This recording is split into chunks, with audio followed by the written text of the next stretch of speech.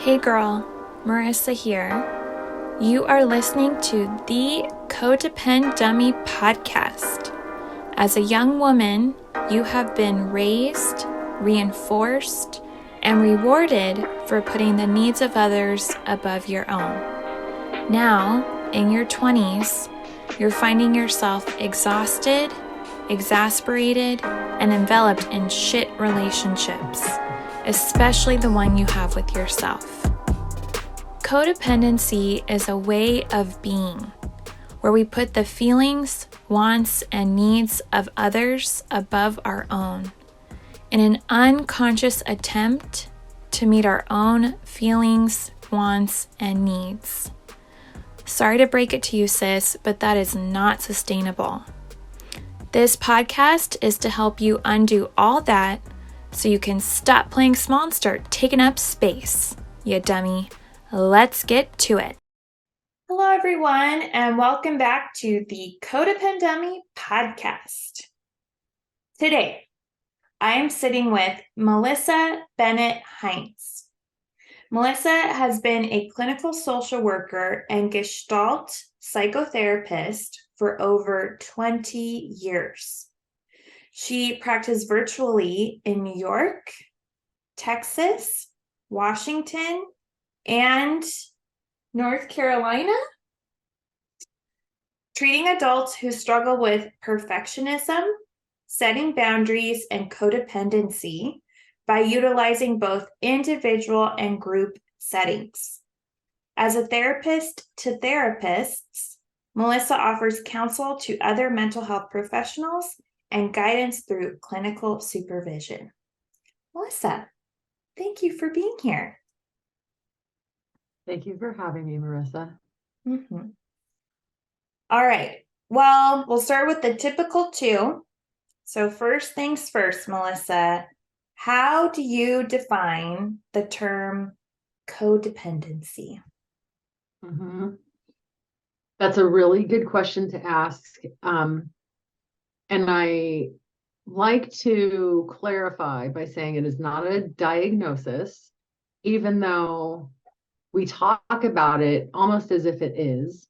Right. The DSM covers codependency, but how I frame it is that it is a relationship dynamic that occurs.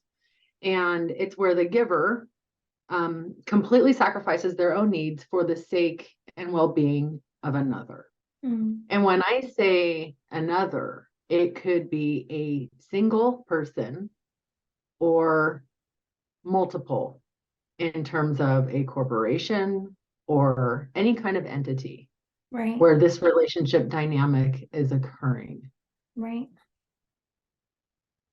And I also think about it in terms of how somebody feels in a relationship. So often, most of the time, I would dare to say all of the time, the giver in this relationship is often anxious and insecure in their relationships with people. Mm-hmm. So they're questioning and overdoing and not feeling okay with whatever choices they are making because they're constantly anxious or worried about that relationship and are they doing enough. And it's almost like with people who we attach this label to, and I think it's a relationship tendency that we all have, and at times can even be a healthy way of relating, like when you're in a partnership with someone. That And I lost my train of thought on where I was going to go with that. This might be an edit for you, Marissa. It might be. It Or might just be. a pause. Everyone, let's take a little water break. I have some tea.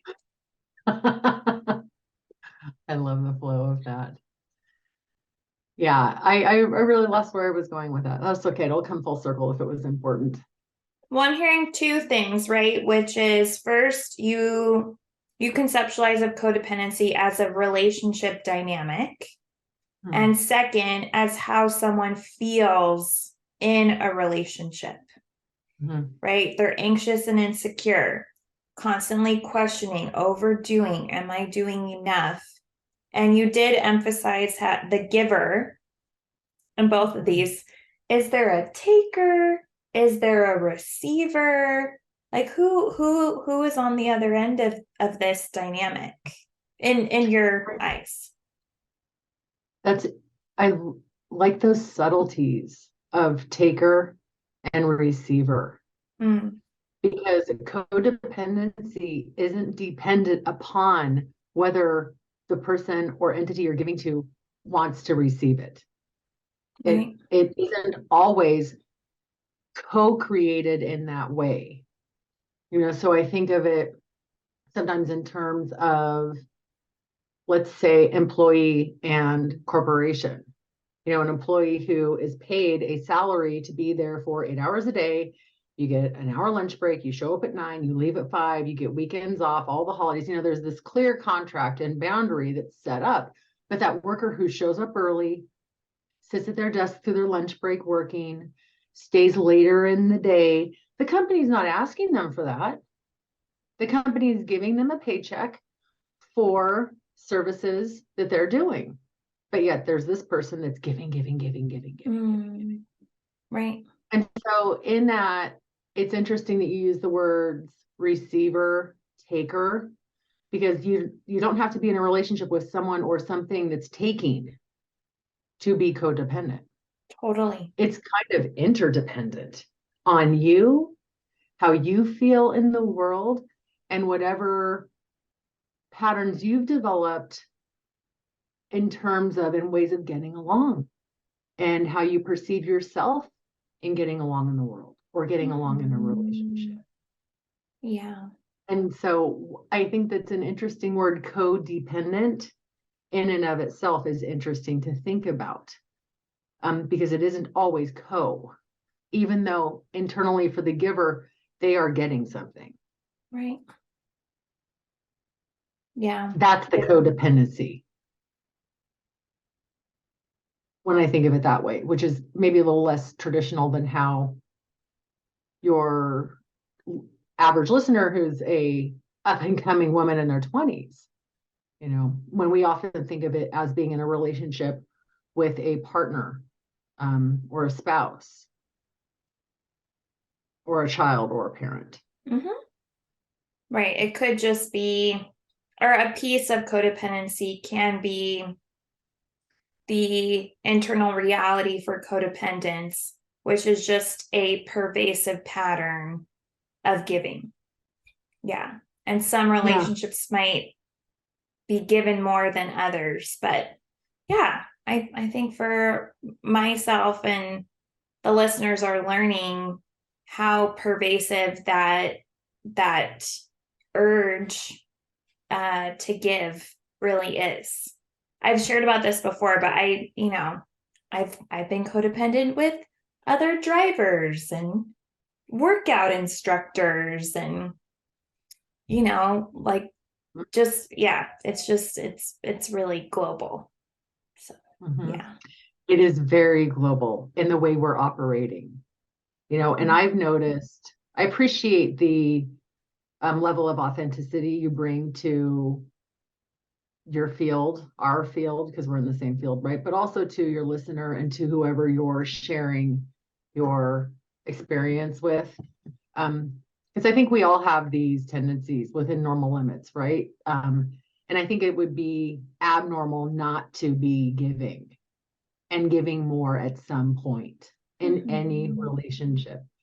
Some of that we can normalize as just common courtesy, right? Letting someone step in front of you because you're not in a hurry and who cares?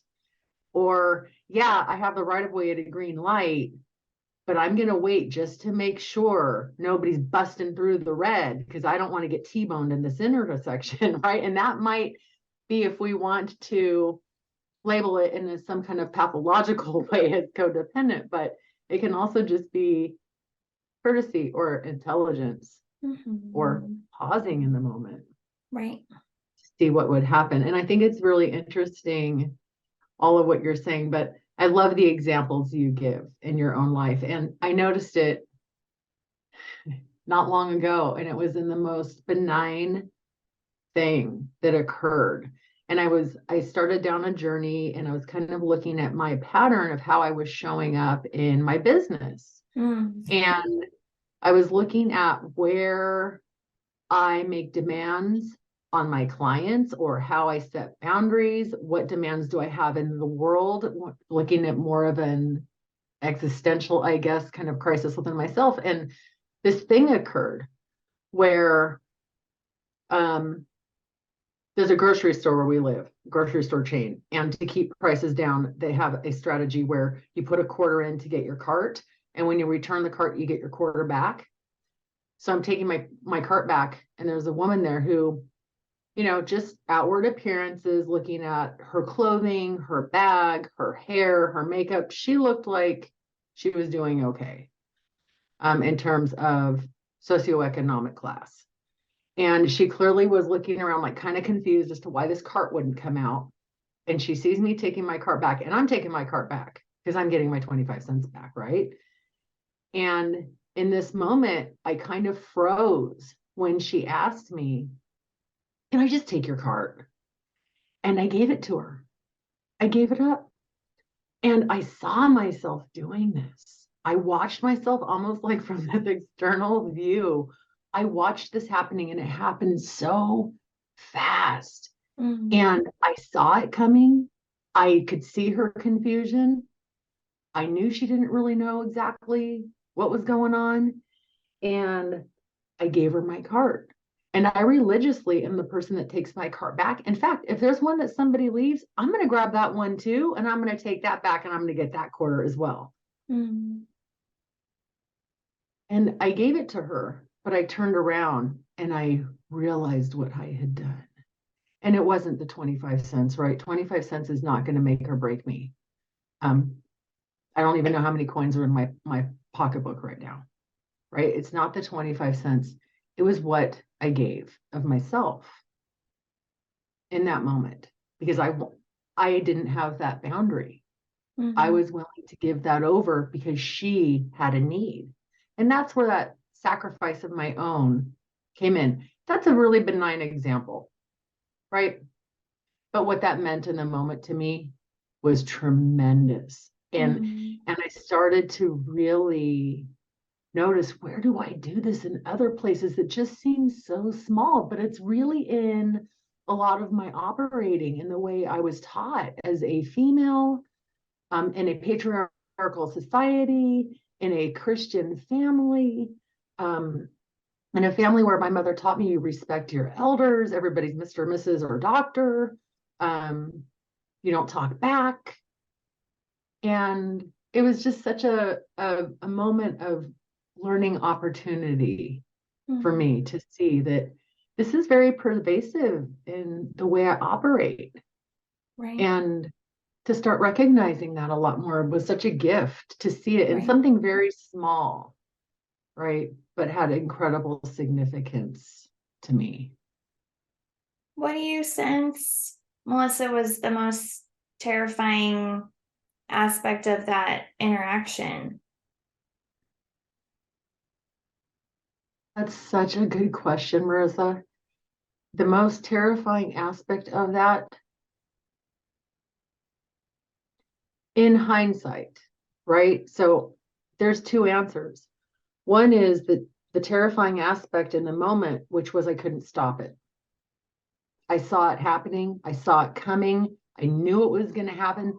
And I literally couldn't slow my brain down fast enough to think through what I was going to do. And I was just in this, what we would call a fixed gestalt, a pattern. Fixed? And fixed. So gestalt means pattern.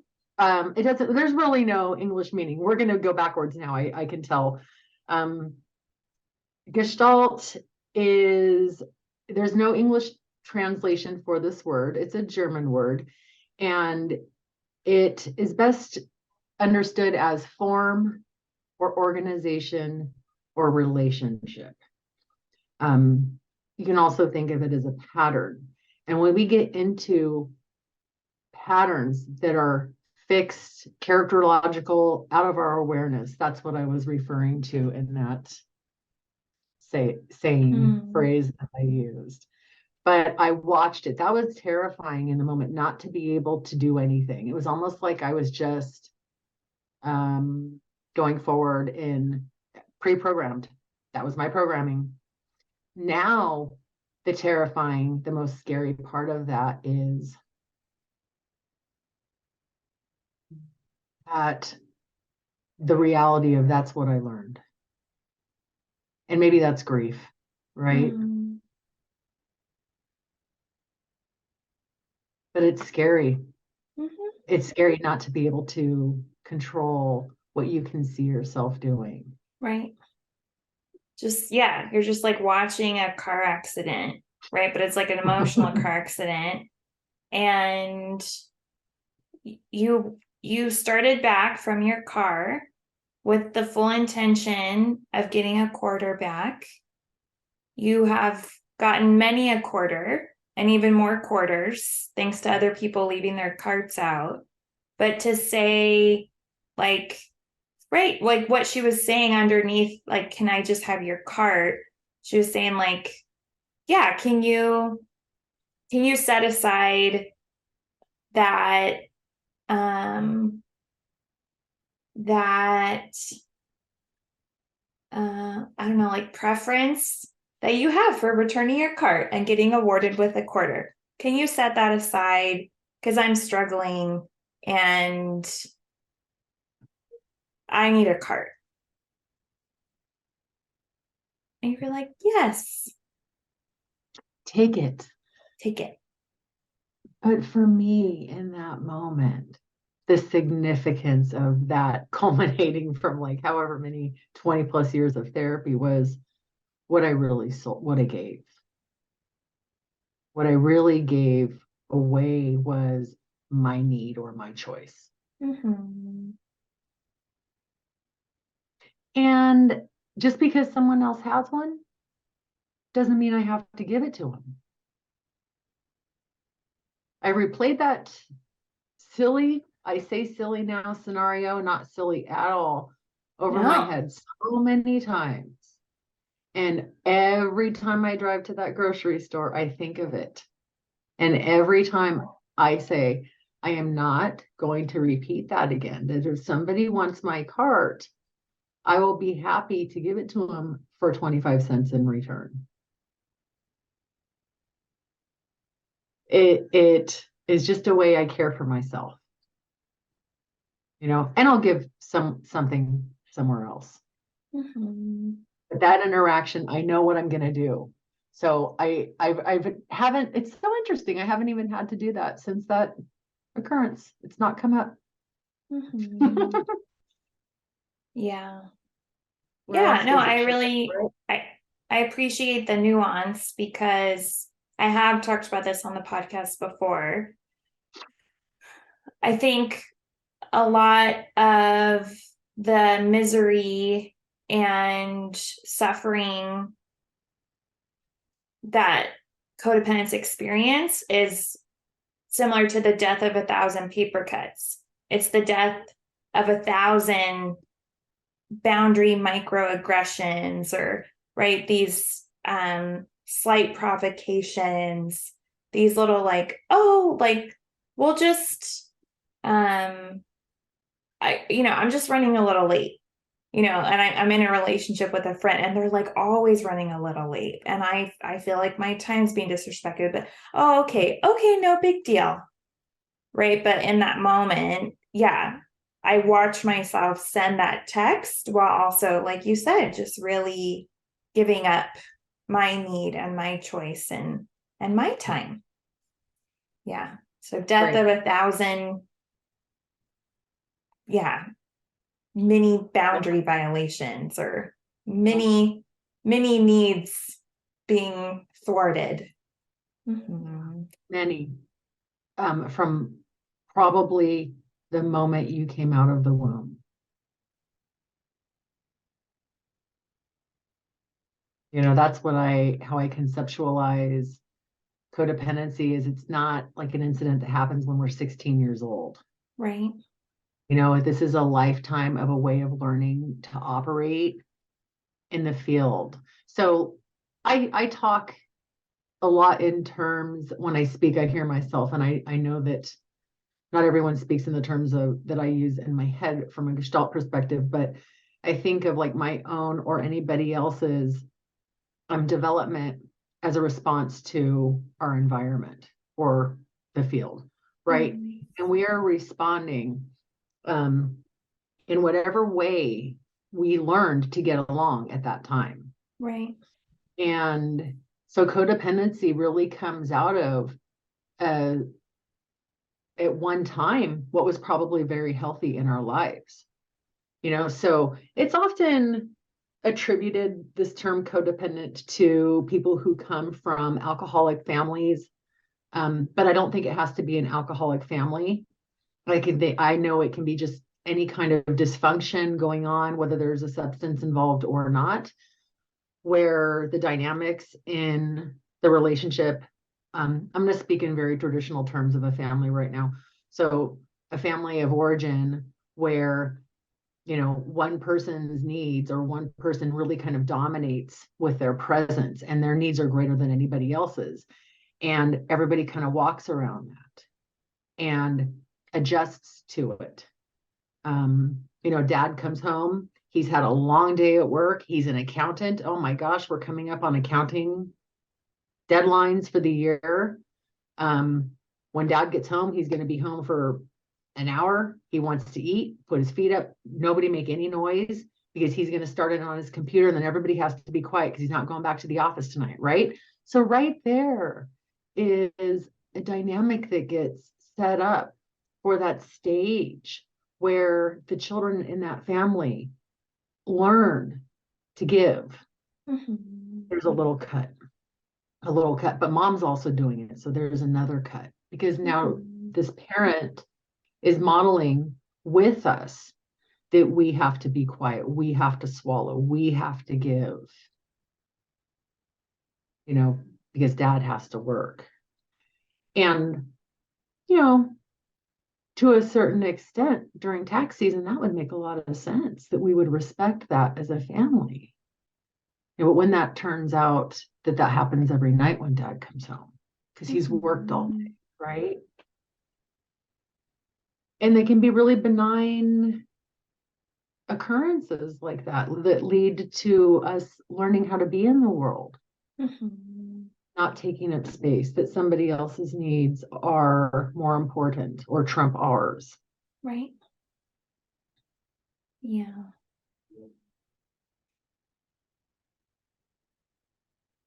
All right. Well, we've hinted at Gestalt. I have had former guests mention the term, and also we have yet to really have an understanding. So, Melissa, what is Gestalt therapy?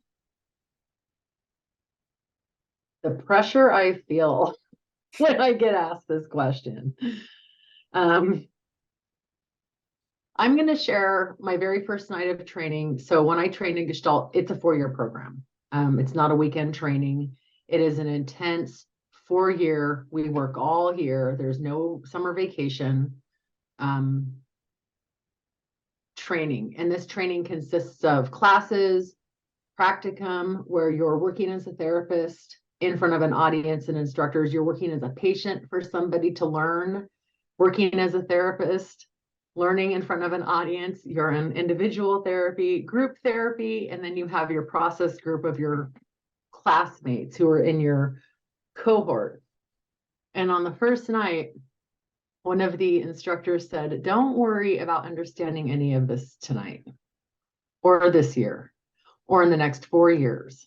It took me 20 years to start to have an understanding." So I'm going to preface it with, this is a really It's an experiential therapy, so it's really hard to just explain to somebody what it is. It's really something that I think has to be experienced to understand, but I'll do my best. So it is an experiential therapy based in the here and now, or present-centered awareness. The term used that people are very familiar with today is mindfulness, which is being aware in the moment without judgment. And it's also a somatic therapy. So it's really centered on our somatic experience and what we're feeling, what it feels like, where we feel it. And I already touched on what Gestalt means. It's the German word that means form or shape. And one of the ways I like to describe it is what we're interested in is the relationship. So I'm going to give an example.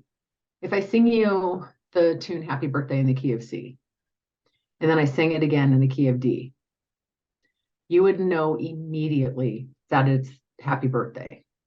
Why? Because it's not the single notes that we're hearing, it's all of the notes together and the relationship between those that tell you what it is. So what we're interested in, and the other important part before I go on to talk about is, it is a growth, we work from a growth or a health model. It's not a pathological model.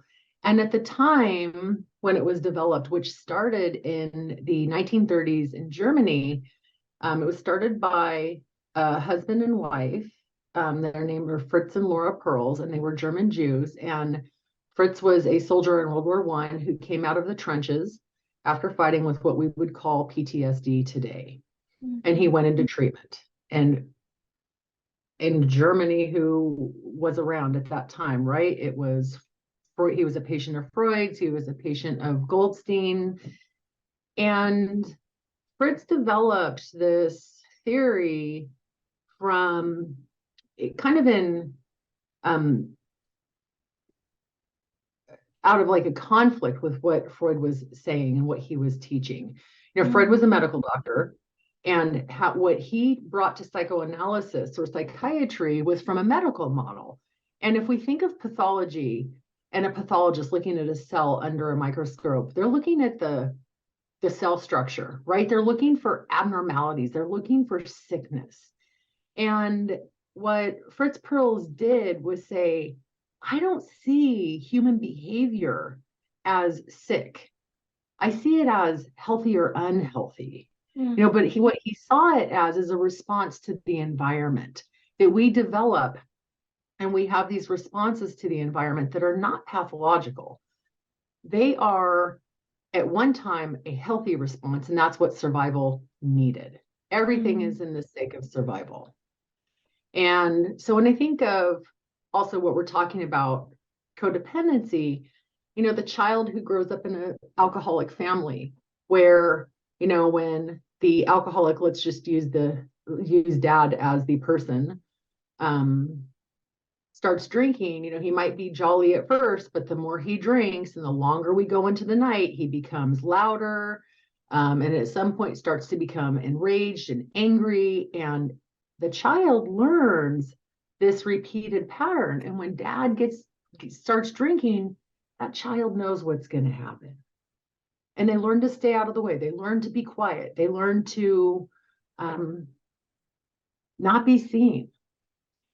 And at that time for that kid, that was healthy, right? That was how they survived in that family of origin. Fast forward to age 35. If that person is still operating in relationship in that way, where they're quiet and they keep themselves small and they have that anxious attachment of don't be too loud, don't say too much, don't get in the way. That behavior that was learned as a young child that was healthy has now become unhealthy, right? And so what Fritz did absolutely revolutionized the way we think about human behavior. Wow. him and his wife fled Nazi Germany in the 30s. I think it was 1938.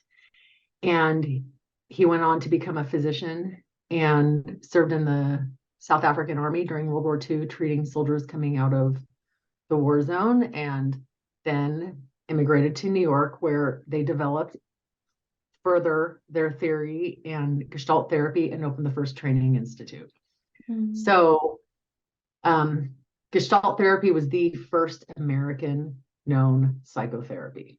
Wow. From which everything came. Mm. And when you hear about IFS, internal family systems therapy, EFT, DBT, the grandfather was Gestalt therapy. The And OG. the OG. And it's beautiful because the concept of the person is evolving as the field around them evolves. So the field is always changing. Our environment is always changing. Look what the pandemic did, and you and I, look what we did as therapists. Now we're on a screen. Now we're meeting with people all over the place, like Zoom coffees.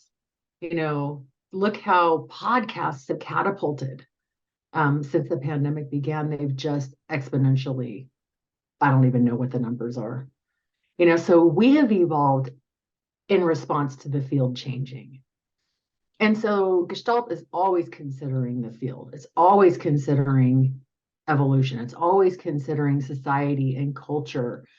So it's a beautiful therapy because I think it fits so many people. Because as a therapist, we do meet people where they're at, right? With what their agenda is. So it doesn't matter what pronouns you use. It doesn't matter what your sexual identity is or your gender preference. It doesn't matter your ethnic background or your religion. It helps for me to know what those things are. It helps for me to be aware and educated and mindful, which brings me to the next point, which is Gestalt therapists really, we're experts, right? But we're not experts in your experience. So even if I was, a younger, I don't know your exact age, Marissa, but even if I was a younger Latino woman, I would not know exactly what your experience is in this world because I'm not you. I didn't grow up where you did. I wasn't in the same family of origin.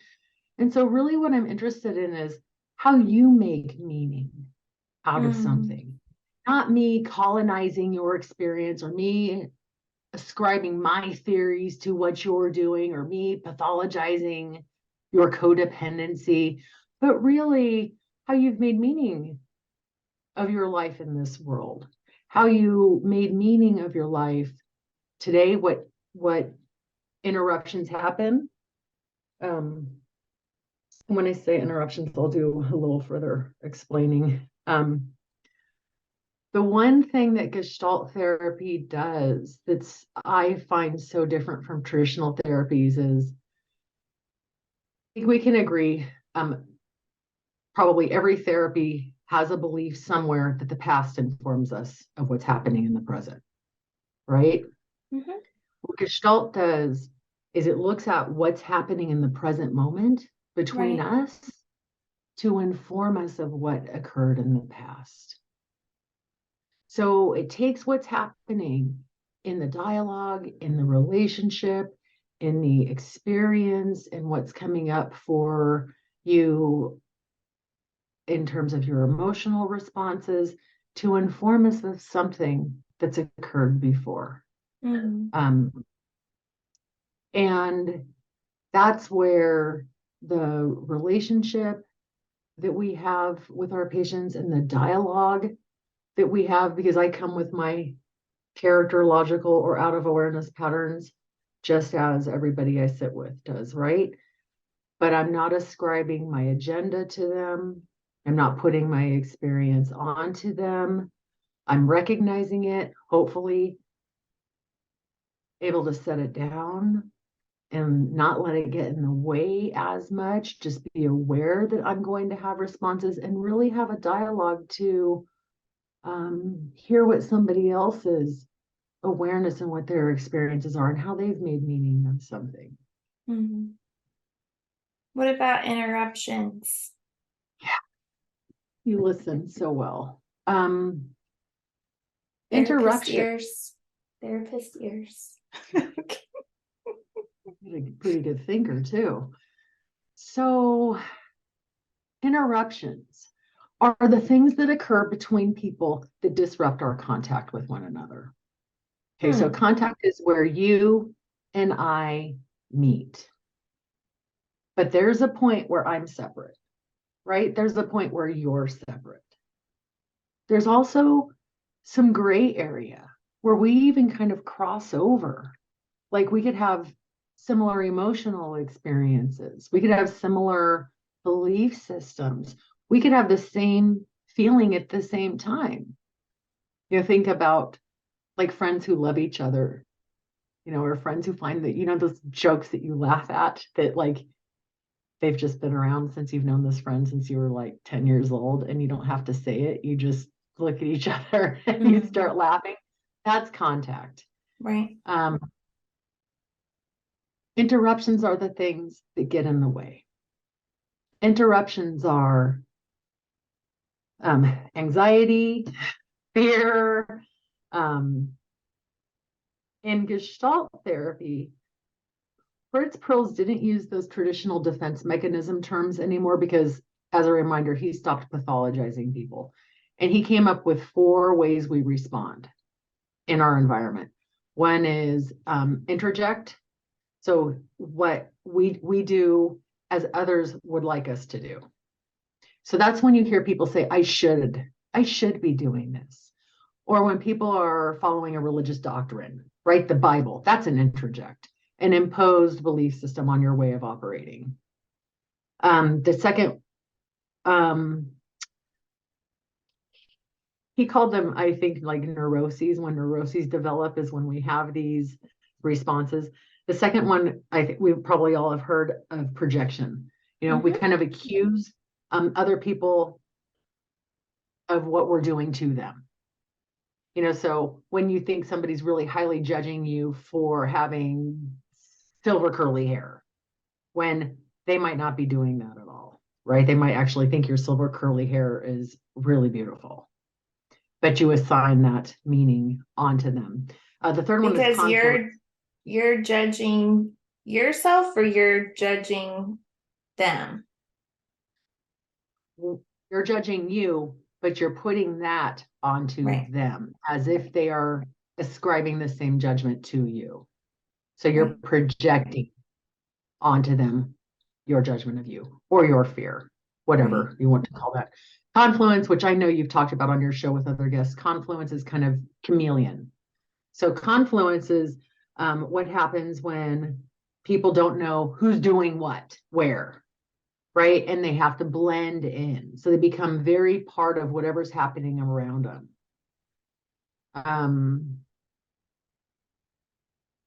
Was that the shopping cart?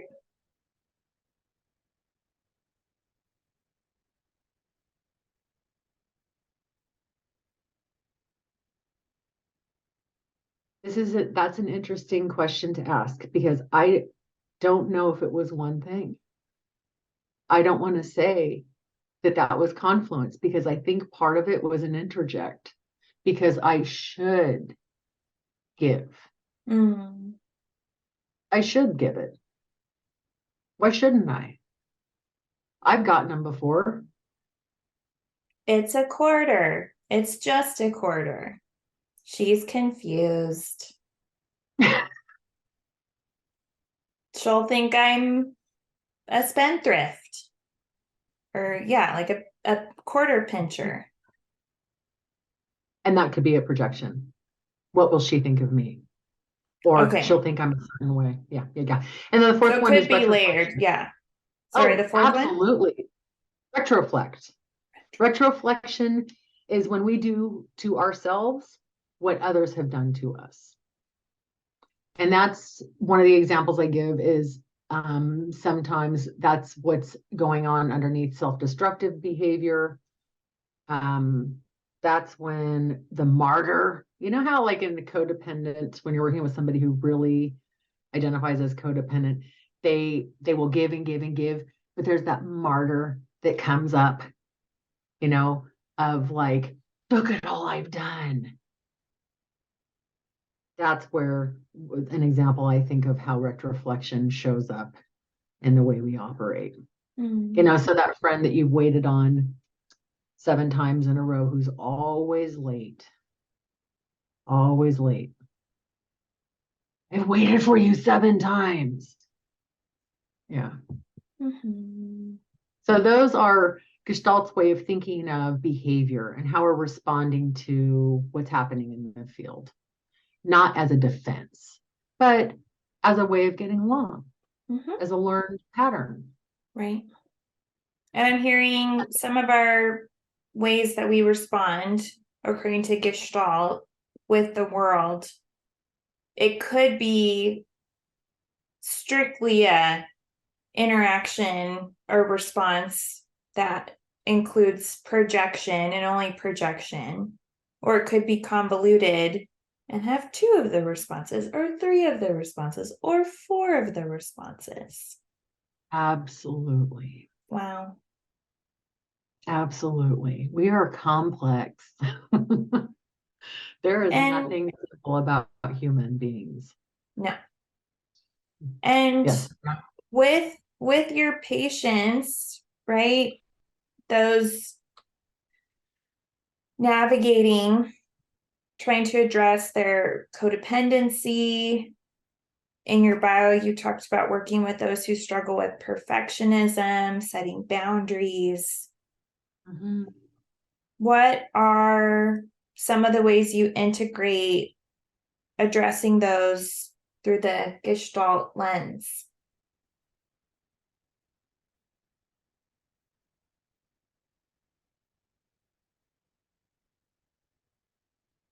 I knew this was going to be a hard interview. I knew you were going to ask me tough questions. So,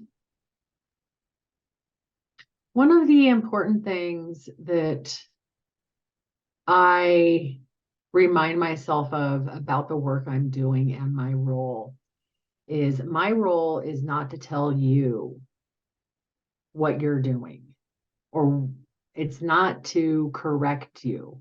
It is not to change you.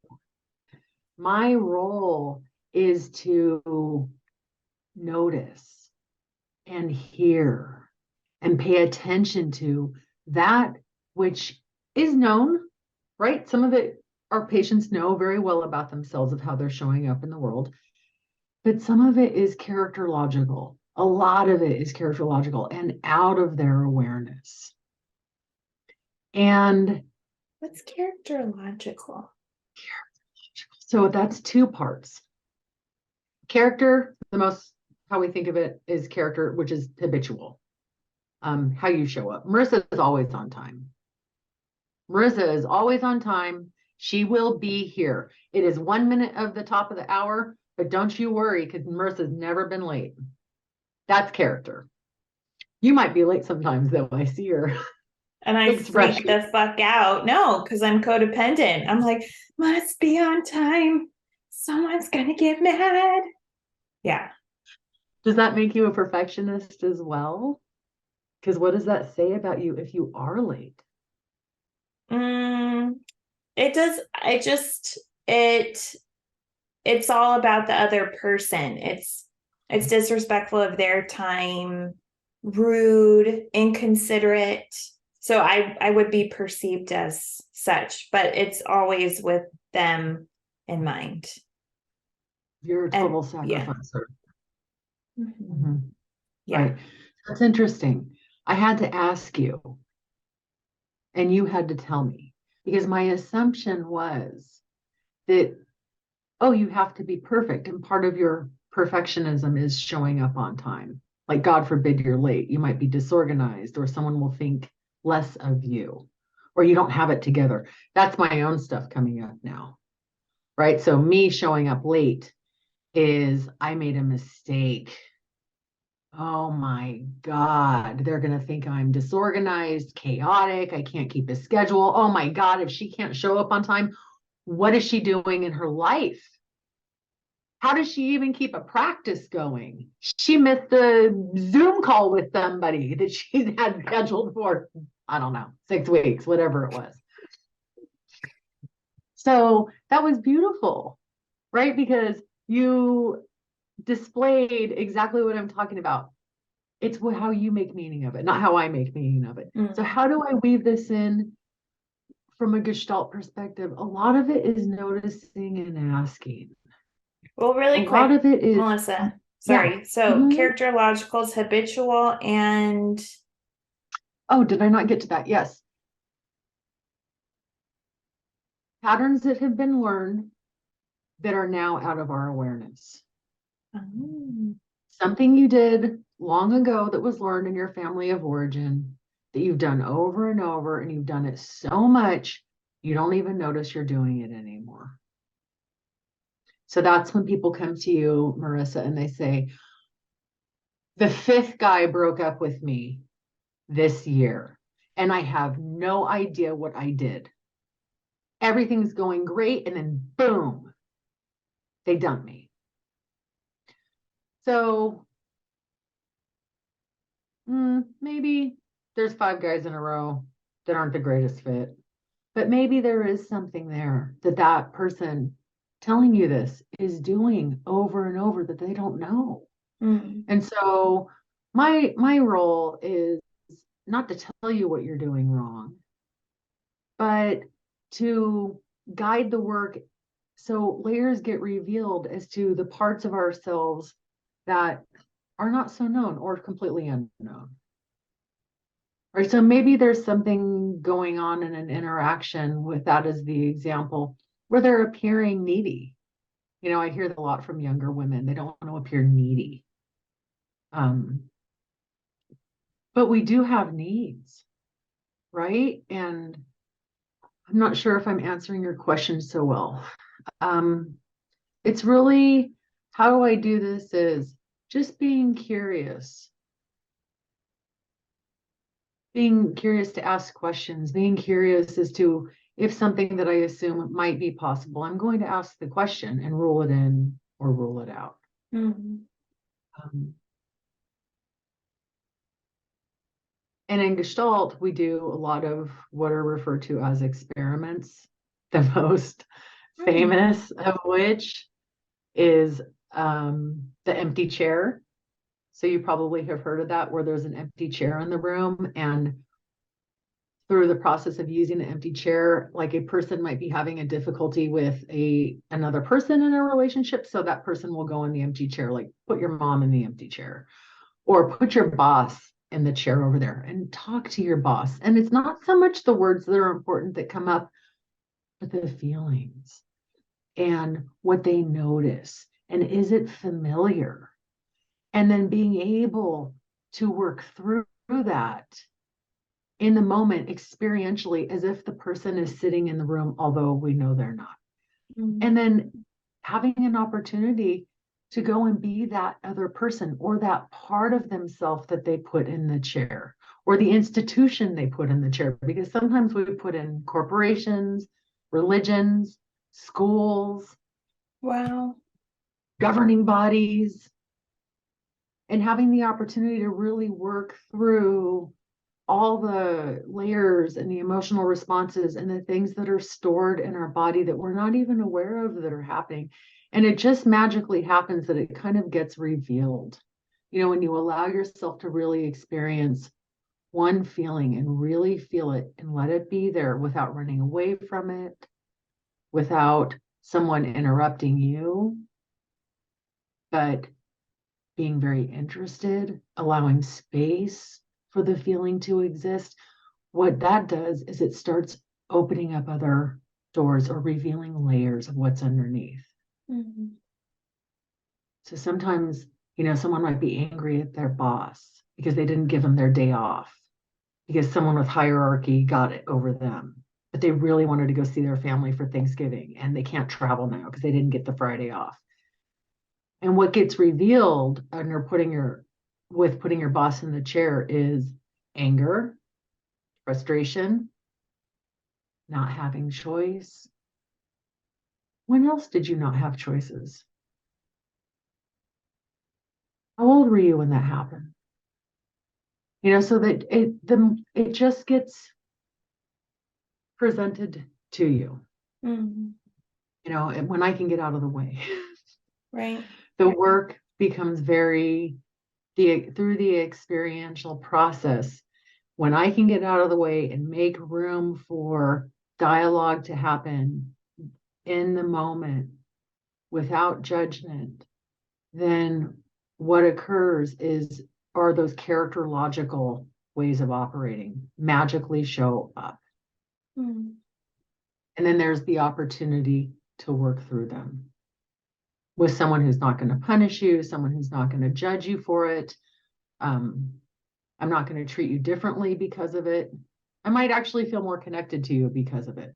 Mm-hmm. Because I get to see windows into people's, inner workings and their souls. And it's beautiful. Mm-hmm. The rawness there's so much, I know, on the work you do with your patients, Marissa, we see so much of ourselves in the patient's work that gets revealed. And it's touching and beautiful and humbling. And it's so courageous because it's scary as hell to go there. Right. Yeah. I'm curious, with these experiments that your clients get to do in their Gestalt therapy, right? They're coming in, working through perfectionism, codependency, right? Poor boundaries. And through this dialogue, right, getting in touch with the layers, what's characterological, becoming more aware of what's been unaware. What happens in their life outside the room as a consequence? Another good question. Who knows? I don't give homework assignments, so I'm not like having a session and saying, okay, now you have to go and do this with your mom. Go confront your mom. Yeah. Oh God. Right? Yeah, that could instill panic and somebody never returning to your office if you give them that assignment. What happens is, so Laura Pearls, which was Fritz Pearl's wife, my teacher, one of my greatest teachers. All of my teachers were students of both the Pearls. And what Laura Pearls said to my teacher all the time was, you need to find a way to give your clients enough support, but not too much. So we want to find a way to support the work they're doing in the session while not doing it for them. Right? So leaning back, letting things emerge rather than trying to force them. And what, in response to your question, I think happens is people who come to therapy, they want something to change in their life, right? They're not coming to us because everything is great.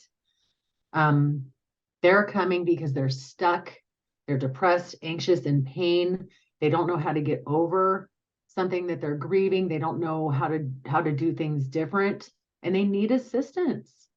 They're not coming because they want to stay stuck. Now, parts of us are hard to change, right? Like change is uncomfortable. It's scary.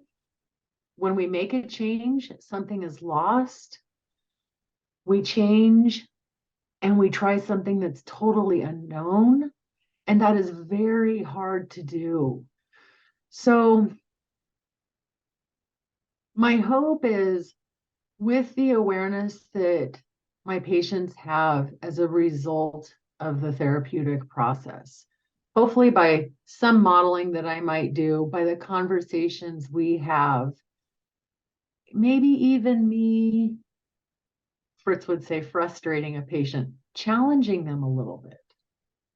I wonder where you might find a way to talk about this with them. I wonder if that would even be possible, for example, or to just kind of hint at, if this can happen here, I wonder where else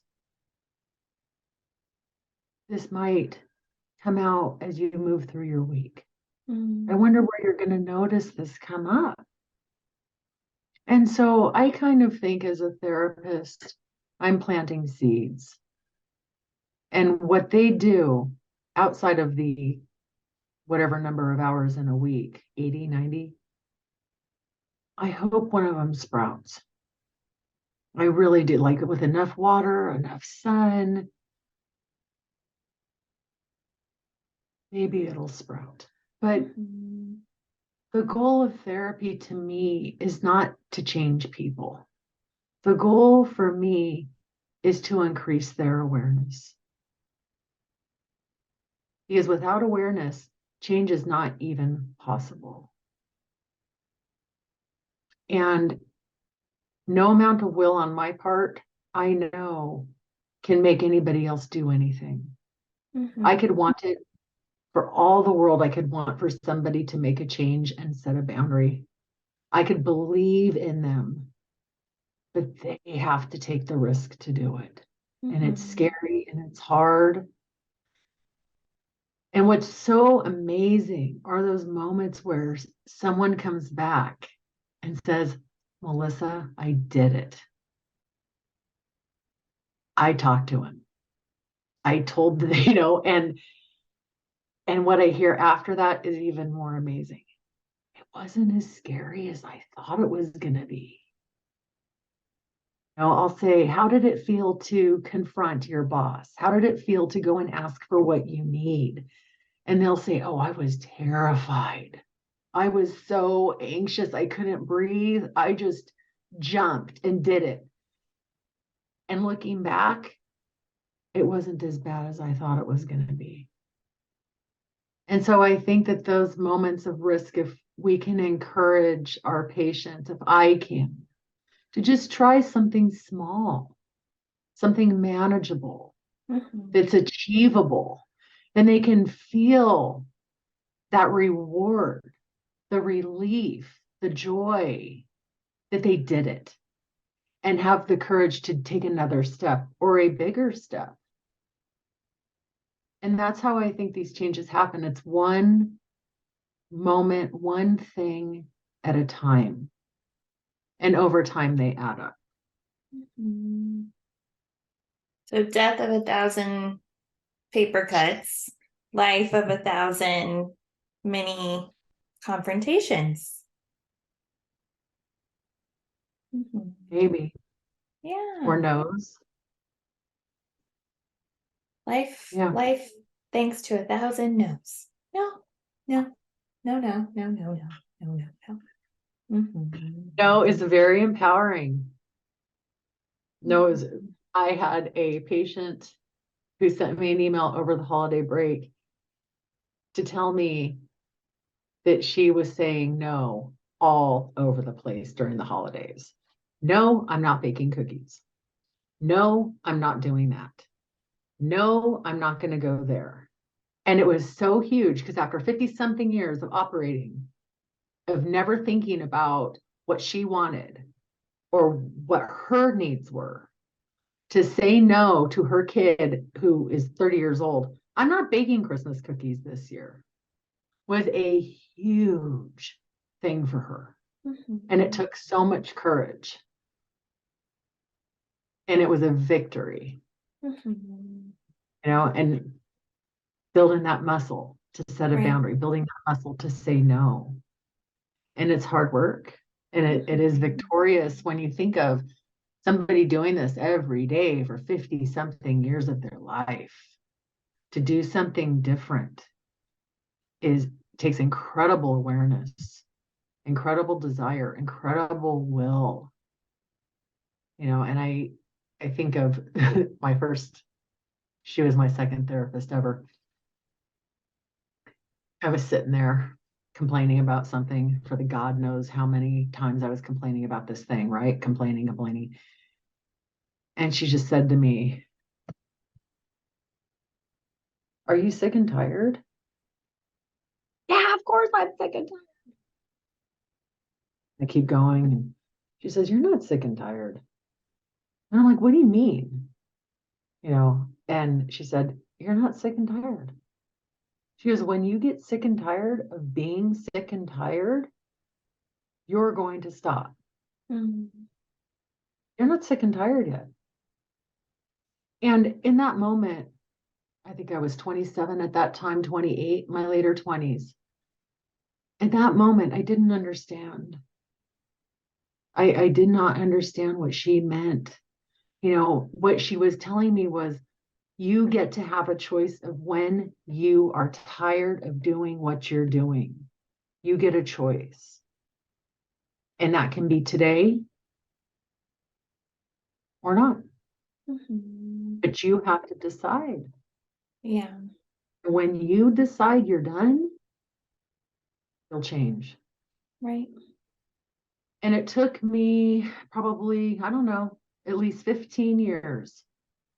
And here I am, 49 years old. And I remember that.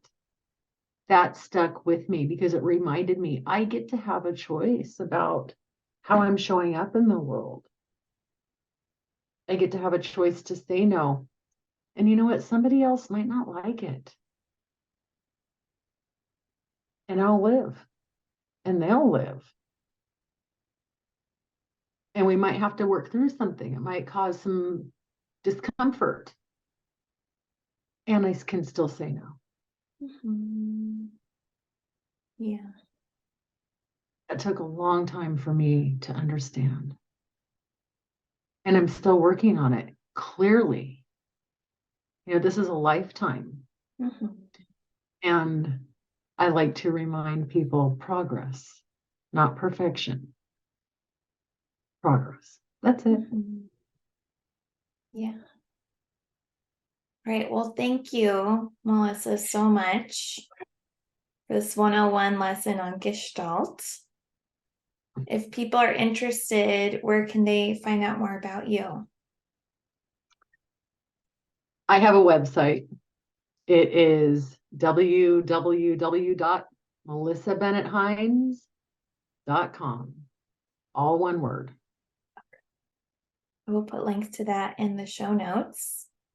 Wonderful. And thank you, everyone, for being here. And we will see you next week. Bye, everybody. Hey, girl. It's Marissa again. I'm not like a regular podcaster. I'm a cool podcaster, right? Thank you for listening and staying till the end.